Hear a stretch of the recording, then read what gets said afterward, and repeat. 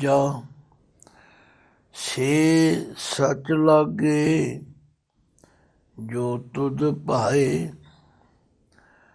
ਸਦਾ ਸਚ ਸੇਵੈ ਸਹਿਜ ਸੁਭਾਏ।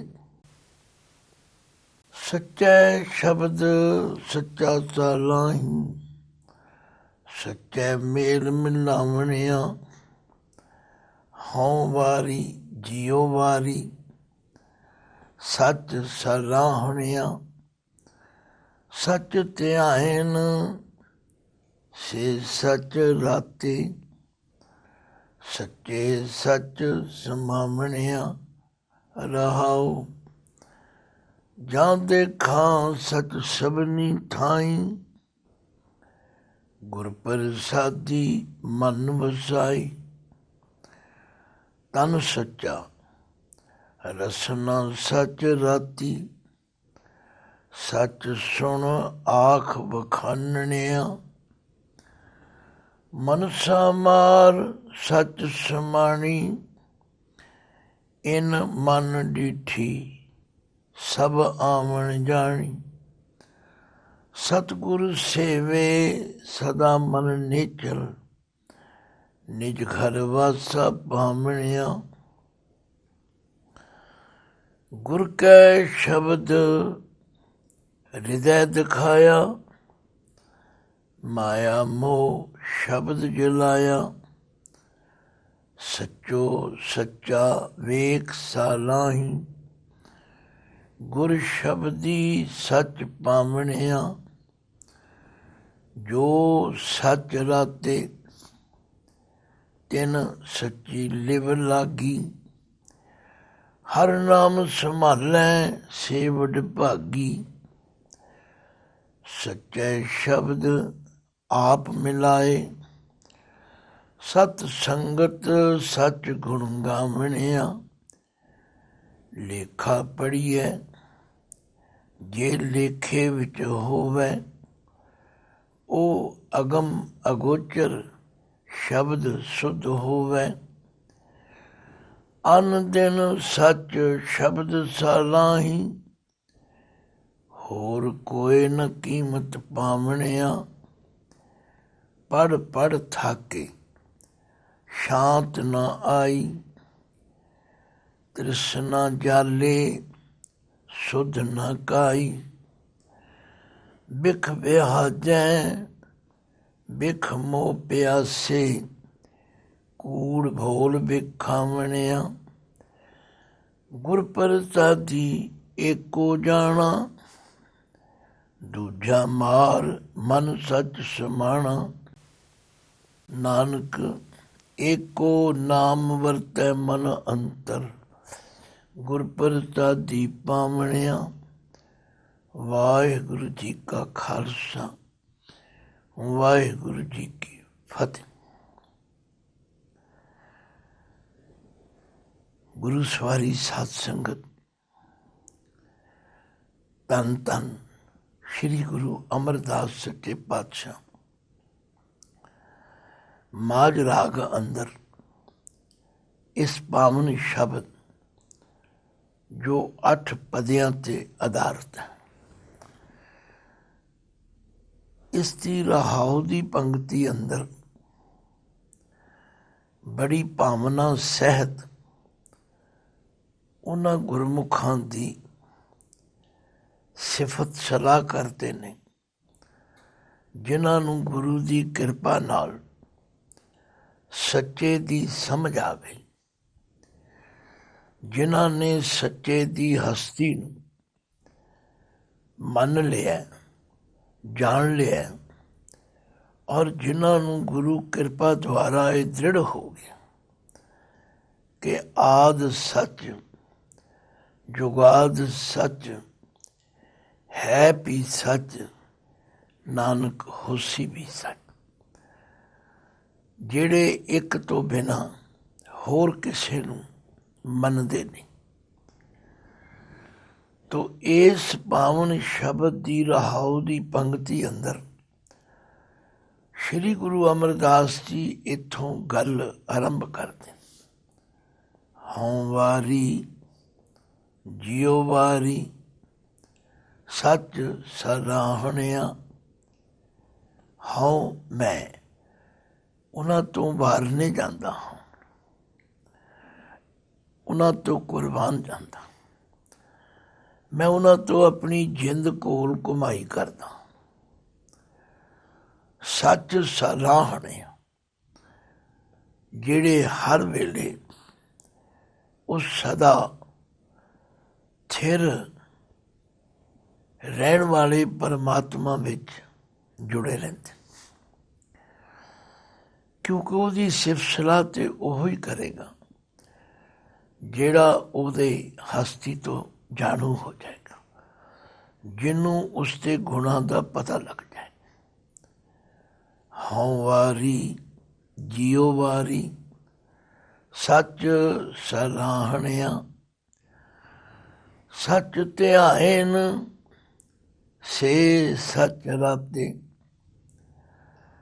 ਸੱਚ ਧਿਆਇਨ, ਧਿਆਨ ਦੇ ਨੰਨੇ ਨੂੰ ਸਿਆਰੀ, ਜਿਹੜੇ ਸੱਚ ਨੂੰ ਹਰ ਵੇਲੇ ਧਿਆਉਂਦੇ ਹਨ, ਧਿਆਨ ਵਿੱਚ ਰੱਖਦੇ ਹਨ, ਜਿਨ੍ਹਾਂ ਦੇ ਚੇਤੇ ਵਿੱਚ ਹਰ ਵੇਲੇ ਸੱਚ ਸੇ ਸੱਚ ਰਾਤੇ।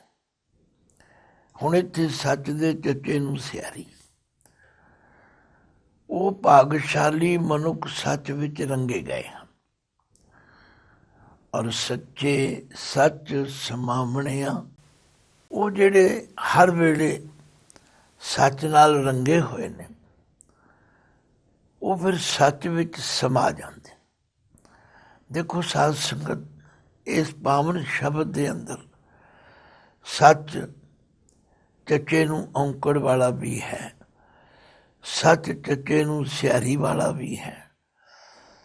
ਉਚਾਰਨ ਸੱਚ ਹੀ ਹੈ, ਪਰ ਇਹਨਾਂ ਲਗਾ ਮਾਤਰਾਂ ਦੇ ਲੱਗਣ ਤੇ ਹਟਣ ਨਾਲ ਉਹਨਾਂ ਦੇ ਅਰਥ ਬਦਲ ਜਾਣ। ਤੋ ਰਹਾਉ ਦੀ ਪੰਕਤੀ ਨੂੰ ਅਸੀਂ ਸਭ ਤੋਂ ਪਹਿਲਾਂ ਧਿਆਨਪੂਰਵਕ ਵਿਚਾਰਨਾ। ਹਉ ਵਾਰੀ ਜਿਉ ਵਾਰੀ ਸੱਚ ਸਰਾਹਣਿਆ। ਇੱਥੇ ਹੁਣ ਸੱਚ ਦੇ ਚੱਚੇ ਨੂੰ ਔਂਕੜ ਹੈ, ਇਹ ਸੱਚ ਨਾਉਨ ਹੈ। ਗੁਰੂ ਅਮਰਦਾਸ ਜੀ ਫਰਮਾਉਂਦੇ ਨੇ, ਮੈਂ ਉਹਨਾਂ ਤੋਂ ਬਾਹਰ ਨਹੀਂ ਜਾਂਦਾ, ਮੈਂ ਆਪਣੀ ਜਿੰਦ ਕੁਰਬਾਨ ਕਰਦਾ। ਜਿਹੜੇ ਉਸ ਸਦਾ ਸੱਚ ਰਹਿਣ ਵਾਲੇ ਨੂੰ ਸਲਾਹੁੰਦੇ ਹਨ। ਸੱਚ ਧਿਆਇਨ ਸੇ ਸੱਚ ਰਾਤੇ। ਤੇ ਜਿਹੜੇ ਹਰ ਵੇਲੇ ਸੱਚ ਨੂੰ ਧਿਆਉਂਦੇ ਹਨ, ਧਿਆਨ ਵਿੱਚ ਰੱਖਦੇ ਨੇ, ਸੇ ਉਹ ਸੱਚ ਵਿੱਚ ਰਾਤੇ ਰੰਗੇ ਗਏ। ਸੱਚੇ ਸੱਚ ਸਮਾਵਣਿਆ। ਤੇ ਜਿਹੜੇ ਸੱਚ ਦੇ ਧਾਰਨੀ ਨੇ, ਉਹ ਹਨ ਸੱਚੇ, ਔਰ ਉਹ ਸੱਚ ਵਿੱਚ ਸਮਾ ਜਾਂਦੇ ਨੇ, ਇੱਕ ਮਿਕ ਹੋ ਜਾਂਦੇ, ਭਾਵ ਉਹ ਸੱਚੇ ਦਾ ਰੂਪ ਬਣ ਜਾਂਦੇ। ਇਹ ਹੈ ਸ਼ਬਦ ਦਾ ਕੇਂਦਰੀ ਭਾਵ, ਸੈਂਟਰਲ ਆਈਡੀਆ। ਲਓ ਹੁਣ ਅਸੀਂ ਆਰੰਭ ਤੋਂ ਸ਼ੁਰੂ ਕਰਦੇ। ਸੇ ਸੱਚ ਲਾਗੇ। ਸੇ ਉਹ ਭਾਗਸ਼ਾਲੀ ਸੱਚ ਵਿੱਚ ਲੱਗੇ ਹਨ, ਜੋ ਤੁਧ ਭਾਏ। ਹੇ ਵਾਹਿਗੁਰੂ ਜੀ, ਜੋ ਤੁਹਾਨੂੰ ਚੰਗੇ ਲੱਗੇ, ਜਿਨ੍ਹਾਂ ਤੇ ਤੁਹਾਡੀ ਕਿਰਪਾ ਦ੍ਰਿਸ਼ਟੀ ਹੋ ਗਈ ਹੈ। ਉਹਨਾਂ ਦੀ ਪਛਾਣ ਕੀ ਹੈ? ਸਦਾ ਸੱਚ ਸੇਵੈ ਸਹਿਜ ਸੁਭਾਏ। ਸਦਾ ਹਮੇਸ਼ਾ ਉਹ ਸੱਚ ਨੂੰ ਸੇਵਦੇ ਹਨ, ਸੱਚ ਨੂੰ ਯਾਦ ਰੱਖਦੇ ਹਨ, ਸੱਚ ਦਾ ਸਿਮਰਨ ਕਰਦੇ ਹਨ। ਸਹਿਜ ਸੁਭਾਏ, ਬੜੇ ਪ੍ਰੇਮ ਦੇ ਨਾਲ, ਆਤਮਿਕ ਅਡੋਲਤਾ ਵਿੱਚ ਟਿਕ ਕੇ ਉਹ ਹਰ ਵੇਲੇ ਸੱਚੇ ਦੇ ਗੁਣ ਗਾਉਂਦੇ। ਸੱਚਾ ਸ਼ਬਦ। ਹੁਣ ਦੇਖੋ, ਸੱਚੇ ਦੇ ਚੱਚੇ ਨੂੰ ਦੋ ਲਾਵਾਂ, ਸ਼ਬਦ ਦੇ ਦੱਦੇ ਨੂੰ ਸਿਆਰੀ। ਸੱਚੇ ਸ਼ਬਦ ਦੁਆਰਾ, ਸੱਚਾ ਸਾਲਾਂ ਹੀ। ਉਹ ਉਸ ਸੱਚੇ ਦੀ ਸਿਫਤ ਸਲਾਹ ਕਰ। ਕਈ ਵਾਰੀ ਕਈ ਅਣਜਾਣ ਮਨੁੱਖ ਸਵਾਲ ਕਰਦੇ ਨੇ, ਰੋਜ਼ ਨਿਤਨੇਮ ਕਰਨ ਦਾ ਕੀ ਫਾਇਦਾ, ਰੋਜ਼ ਬਾਣੀ ਦਾ ਪਾਠ ਕਰਨ ਦਾ ਕੀ ਫਾਇਦਾ। ਅਸਲ ਵਿੱਚ ਉਹਨਾਂ ਨੂੰ ਇਸ ਆਨੰਦ ਦਾ ਪਤਾ ਹੀ ਨਹੀਂ, ਉਹ ਤੋਂ ਗੱਲਾਂ ਕਰਨ ਜੋਗੇ। ਭਾਈ ਰੋਜ਼ ਬਾਣੀ ਪਾਠ ਕਰਨ ਦੇ ਨਾਲ ਉਹ ਸੱਚੇ ਦੇ ਗੁਣਾਂ ਦਾ ਪਤਾ ਲੱਗਦਾ, ਉਹ ਸੱਚੇ ਦੀ ਸਿਫਤ ਸਲਾਹ ਹੁੰਦੀ ਹੈ। ਇਸ ਲਈ ਬਾਣੀ ਨਾਲ ਤੇ ਸਦਾ ਹੀ ਜੁੜੇ ਰਹਿਣਾ ਚਾਹੀਦਾ। ਸੱਚਾ ਸ਼ਬਦ ਸੱਚਾ ਸਾਲਾਈ, ਸੱਚੇ ਸ਼ਬਦ ਦੁਆਰਾ ਸੱਚੀ ਬਾਣੀ ਨੂੰ ਪੜ੍ਹ ਕੇ ਵਿਚਾਰ ਕੇ ਉਹ ਸੱਚੇ ਪਰਮਾਤਮਾ ਦੀ ਸਿਫਤ ਸਲਾਹ ਕਰਦੇ ਔਰ ਸੱਚੇ ਮੇਲ ਮਿਲਾਵਣਿਆ ਉਹ ਸੱਚੇ ਦੇ ਸ਼ਬਦ ਨਾਲ ਜੁੜਨ ਕਰ ਮੇਲ ਮਿਲਾਵਣਿਆ ਉਹਨਾਂ ਦਾ ਮੇਲ ਉਸ ਪਰਮਾਤਮਾ ਨਾਲ ਹੋ ਜਾਂਦਾ ਤਥਾ ਪਰਮਾਤਮਾ ਨਾਲ ਇੱਕ ਮਿਕ ਹੋ ਜਾਂਦਾ। ਹਉ ਵਾਰੀ ਜਿਉ ਵਾਰੀ ਸੱਚ ਸਲਾਹਣਿਆ, ਮੈਂ ਉਹਨਾਂ ਤੋਂ ਵਾਰ ਨਹੀਂ ਜਾਂਦਾ, ਆਪਣੀ ਜਿੰਦ ਕੁਰਬਾਨ ਕਰਦਾ ਜਿਹੜੇ ਸਦਾ ਸੱਚੇ ਦੀ ਸਿਫਤ ਸਲਾਹ ਕਰਦੇ। ਸੱਚ ਧਿਆਇਨ ਸੇ ਸੱਚ ਰਾਤੇ, ਸੱਚੇ ਸੱਚ ਸੁਭਾਵਣਿਆ। ਇਹ ਪੰਕਤੀ ਆਪਾਂ ਪਹਿਲਾਂ ਵੀ ਵਿਚਾਰ ਲਈ। ਗੱਲ ਕੀ, ਜਿਨ੍ਹਾਂ ਨੂੰ ਹਰ ਵੇਲੇ ਸੱਚੇ ਨਾਲ ਪ੍ਰੀਤ ਬਣ ਜਾਂਦੀ, ਫਿਰ ਉਹਨਾਂ ਦੀ ਅਵਸਥਾ ਇਹ ਹੋ ਜਾਂਦੀ, ਜਾਂ ਦੇਖਾ ਸੱਚ ਸਭਨੀ ਥਾਈ। ਉਹ ਜਿੱਧਰ ਵੀ ਦੇਖਦੇ ਹਨ ਉਹਨਾਂ ਨੂੰ ਉਹ ਸੱਚਾ ਸਭਨੀ ਥਾਈ ਹਰ ਜਗ੍ਹਾ ਵਿਆਪਕ ਨਜ਼ਰ ਆਉਂਦਾ। ਗੁਰ ਪ੍ਰਸਾਦੀ ਮਨ ਵਸਾਈ, ਉਹ ਗੁਰੂ ਦੀ ਕਿਰਪਾ ਦੇ ਨਾਲ ਹਰ ਵੇਲੇ ਮਨ ਵਿੱਚ ਸੱਚੇ ਨੂੰ ਵਸਾਉਂਦੇ, ਉਹਨਾਂ ਨੂੰ ਕਦੇ ਸੱਚਾ ਭੁੱਲਦਾ ਹੀ ਨਹੀਂ। ਤਨ ਸੱਚਾ ਰਸਨਾ ਸੱਚ ਰਾਤੀ, ਸੱਚ ਸੁਣ ਆਖ ਵਖਾਨਣਿਆ। ਉਹਨਾਂ ਦਾ ਤਨ ਸਰੀਰ ਸੱਚੇ ਨਾਲ ਰੰਗਿਆ ਜਾਂਦਾ, ਉਹਨਾਂ ਦੀ ਰਸਨਾ ਸੱਚ ਦੇ ਨਾਲ ਰੰਗੀ ਜਾਂਦੀ। ਦੇਖੋ ਇੱਥੇ ਸੱਚ ਦੇ ਚੱਚੇ ਨੂੰ ਸਿਆਰੀ, ਰਸਨਾ ਸੱਚ ਰਾਤੀ, ਸੱਚ ਵਿੱਚ ਉਹਨਾਂ ਦੀ ਰਸਨਾ ਰੰਗੀ ਰਹਿੰਦੀ, ਉਹਨਾਂ ਦੀ ਰਸਨਾ ਤੋਂ ਹੋਰ ਕੁਝ ਨਿਕਲਦਾ ਹੀ ਨਹੀਂ। ਉਹ ਤਾਂ ਸੌਂਦੇ ਵਾਹ ਵਾਹ ਉਜਣੇ, ਉੱਠਦੇ ਵੀ ਵਾਹ ਕਰੇ। ਤਨ ਸੱਚਾ ਰਸਨਾ ਸੱਚ ਰਾਤੀ, ਸੱਚ ਸੁਣ ਆਖ ਵਖਾਨਣਿਆ। ਉਹ ਹਮੇਸ਼ਾ ਕੰਨਾਂ ਦੇ ਨਾਲ ਸੱਚੇ ਦੀ ਸਿਫਤ ਸਲਾਹ ਸੁਣਦੇ ਨੇ ਤੇ ਸੱਚੇ ਦੇ ਗੁਣ ਆਪਣੀ ਰਸਨਾ ਤੋਂ ਵਖਾਣਦੇ। ਮਨਸਾ ਮਾਰ ਸੱਚ ਸਮਾਣੀ, ਮਨਸਾ ਕੀ ਹੈ? ਇਹ ਮਨ ਤੋਂ ਪੈਦਾ ਹੁੰਦੀ ਹੈ ਤੇ ਇਹਨੂੰ ਅਸੀਂ ਮਨ ਦਾ ਸੰਕਲਪ ਵਿਕਲਪ ਪੈਦਾ ਕਰਨ ਵਾਲਾ ਜੋ ਸੁਭਾਅ ਹੈ ਉਹਨੂੰ ਅਸੀਂ ਮਨਸਾ ਕਹਿੰਦੇ। ਵੇਦਾਂਤ ਵਾਲੇ ਇਹਨੂੰ ਮਨੀਸ਼ਾ ਕਹਿੰਦੇ। ਕਈ ਵਿਦਵਾਨਾਂ ਨੇ ਮਨ ਵਿੱਚ ਉੱਠਣ ਵਾਲੀ ਕਾਮਨਾ ਕਹਿਤਾ, ਗੱਲ ਇੱਕੋ ਹੀ ਹੈ। ਜਿਨ੍ਹਾਂ ਦੀ ਫਿਰ ਸੱਚੇ ਨਾਲ ਪ੍ਰੀਤ ਬਣ ਜਾਂਦੀ, ਉਹ ਮਨ ਦੀ ਸੰਕਲਪ ਸ਼ਕਤੀ ਨੂੰ ਜਿਹੜੀ ਫੁਰਨੇ ਪੈਦਾ ਕਰਦੀ ਉਹਨੂੰ ਕਾਬੂ ਕਰਕੇ ਮਨਸਾ ਮਾਰ ਸੱਚ ਸਮਾਣੀ, ਸੱਚ ਦੇ ਚੱਚੇ ਨੂੰ ਸਿਹਾਰੀ ਦਾ ਮਤਲਬ ਸੱਚ ਵਿੱਚ ਸਮਾ ਜਾਣਾ। ਉਹਨਾਂ ਦੇ ਮਨ ਵਿੱਚ ਫਿਰ ਹੋਰ ਕੋਈ ਸੰਕਲਪ ਕੋਈ ਫੁਰਨਾ ਪੈਦਾ ਹੀ ਨਹੀਂ।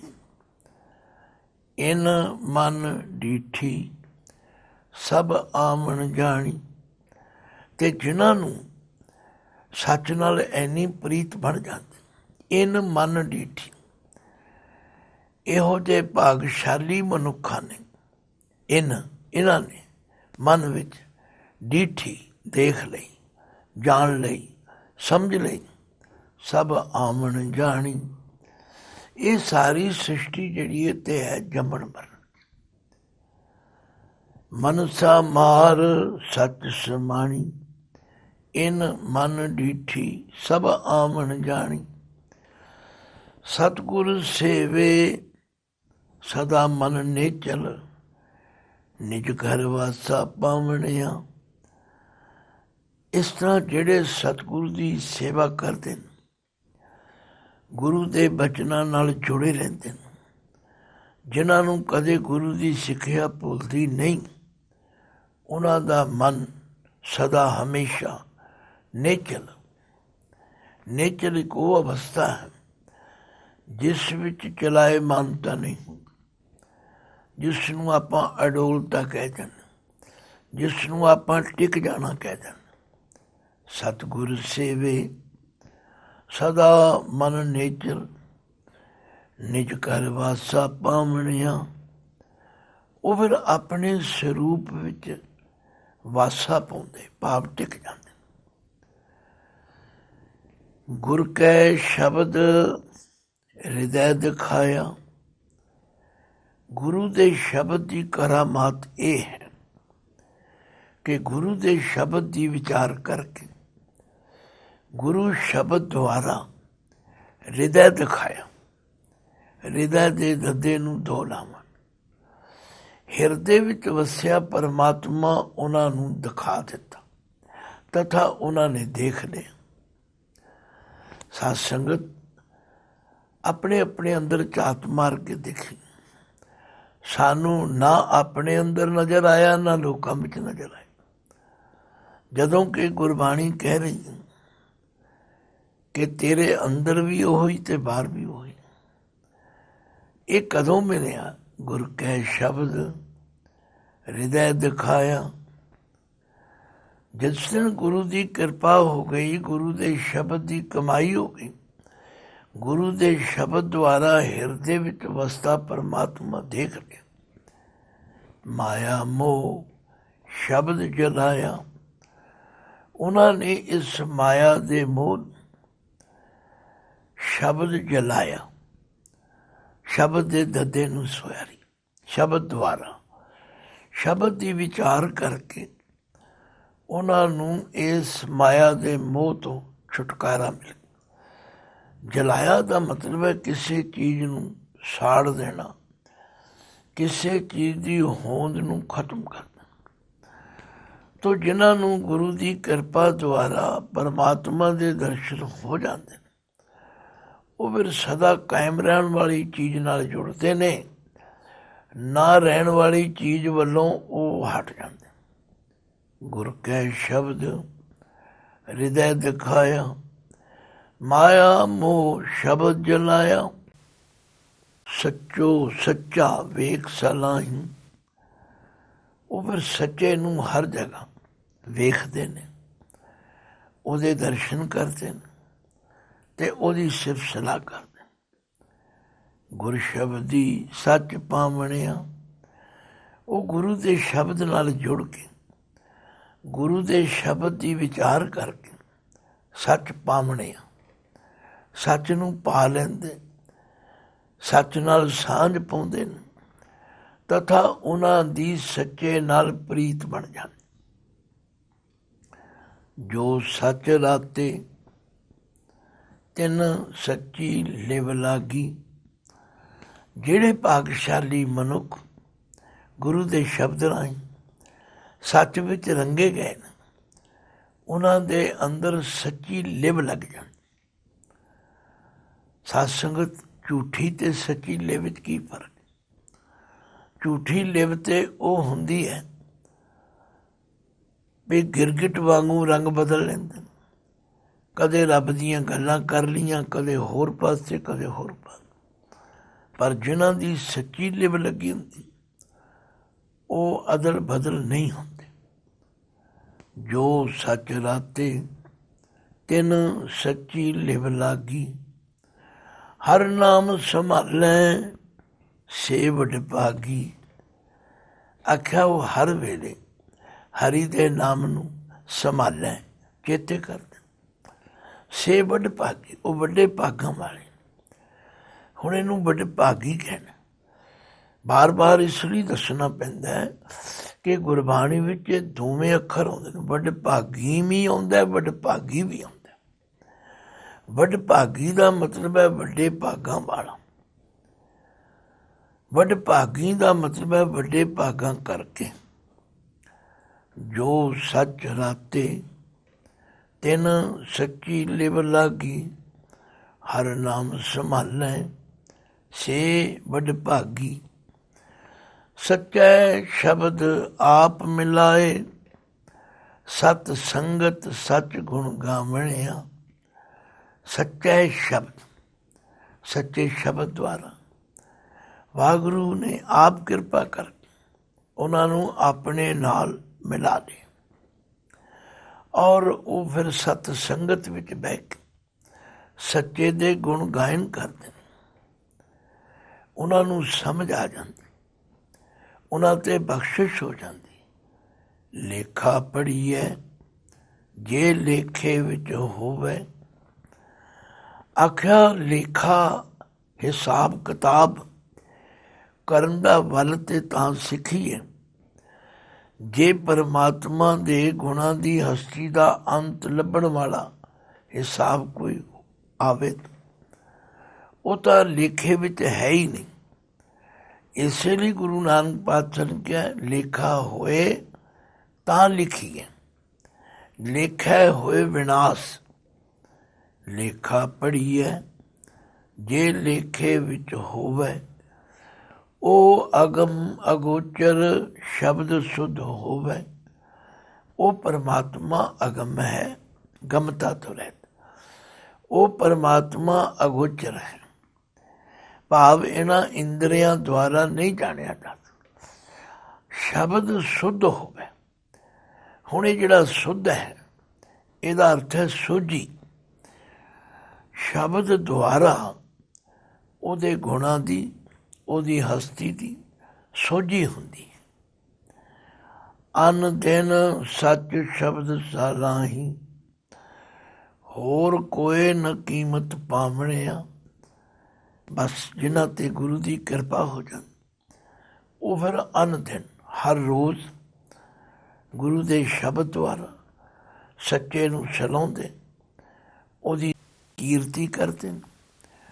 ਔਰ ਹੋਰ ਕੋਈ ਨਾ ਕੀਮਤ ਪਾਵਣੇ, ਹੋਰ ਕੋਈ ਤਰੀਕਾ, ਕੋਈ ਢੰਗ, ਕੋਈ ਮੈਥਡ ਨਹੀਂ ਜਿਹਦੇ ਨਾਲ ਉਸ ਪਰਮਾਤਮਾ ਦੇ ਗੁਣਾਂ ਨੂੰ ਜਾਣਿਆ ਜਾ ਸਕੇ।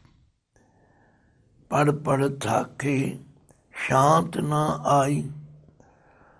ਲਓ ਹੁਣ ਪਾਤਸ਼ਾਹ ਨਿਚੋੜ ਕਰਦੇ। ਕਹਿੰਦੇ ਬੜੇ ਧਰਮ ਗ੍ਰੰਥ ਪੜ੍ਹੇ, ਪੜ੍ਹ ਪੜ੍ਹ ਕੇ ਥੱਕ ਗਏ, ਬੜੀਆਂ ਡਿਗਰੀਆਂ ਲਈਆਂ। ਬਾਣੀ ਵਿੱਚ ਲਿਖਿਆ ਪੜ੍ਹ ਪੜ੍ਹ ਭੂਲੇ ਚੋਟਾਂ ਖਾਏ, ਬਹੁਤ ਸਿਆਣਪ ਆਵੇਂ ਜਾਏ। ਉਹ ਆਪਣੀ ਇਸ ਹਉਮੈ ਵਿੱਚ ਹੀ ਮਰ ਜਾਂਦੇ। ਪੜ੍ਹ ਪੜ੍ਹ ਥਾਕੇ ਸ਼ਾਂਤ ਨਾ ਆਈ, ਅੰਦਰ ਠੰਡ ਨਹੀਂ ਪਈ। ਤ੍ਰਿਸ਼ਨਾ ਜਾਲੇ ਸੁਧ ਨਾ ਕਾਈ। ਉਹ ਤ੍ਰਿਸ਼ਨਾ ਦੀ ਅੱਗ ਵਿੱਚ ਸੜੇ ਰਹਿੰਦੇ ਔਰ ਉਹਨਾਂ ਨੂੰ ਕਦੇ ਵੀ ਸੋਝੀ ਨਹੀਂ ਪ੍ਰਾਪਤ। ਅਗਾਂ ਤੋਂ ਅਗਾਂ ਭੁੱਖਿਆਂ ਭੁੱਖ ਨਾ ਉਤਰੀ, ਜੇ ਬੰਨਾਂ ਪੁਰੀਆਂ ਪਾਰ। ਫਿਰ ਉਹਨਾਂ ਦੀ ਪਛਾਣ ਕੀ ਹੈ? ਬਿਖ ਬਿਆਜੈ ਬਿਖ ਮੋਹ ਪਿਆਸੇ, ਕੂੜ ਬੋਲ ਬਿਖ ਖਾਵਣਿਆ। ਉਹ ਫਿਰ ਜ਼ਹਿਰ ਦਾ ਵਪਾਰ ਕਰਦੇ ਨੇ ਤੇ ਜ਼ਹਿਰ ਦੇ ਮੋਹ ਵਿੱਚ ਫਸੇ ਹੋਏ। ਹਰ ਵੇਲੇ ਜਦੋਂ ਮਰਜ਼ੀ ਉਹਨਾਂ ਨਾਲ ਗੱਲ ਕਰ ਲਓ, ਉਹ ਮਾਇਆ ਦੀ ਗੱਲ ਕਰਨਗੇ, ਉਹ ਪਦਾਰਥਾਂ ਦੀ ਗੱਲ ਕਰਨਗੇ ਤੇ ਉਸ ਜ਼ਹਿਰ ਨੂੰ ਪ੍ਰਾਪਤ ਕਰਨ ਲਈ ਝੂਠ ਬੋਲ ਬੋਲ ਕੇ ਉਹ ਇਕੱਠਾ ਕਰਨ। ਪੜ ਪੜ ਥਾਕੇ ਸ਼ਾਂਤ ਨਾ ਆਈ, ਤ੍ਰਿਸ਼ਨਾ ਜਾਲੇ ਸੁਧ ਨ ਕਾਈ। ਬਿਖ ਬਿਹਾਜੈ ਬਿਖ ਮੋਹ ਪਿਆਸੇ, ਕੂੜ ਬੋਲ ਬਿਖ ਖਾਵਣਿਆ। ਗੁਰ ਪ੍ਰਸਾਦੀ ਏਕੋ ਜਾਣਾ।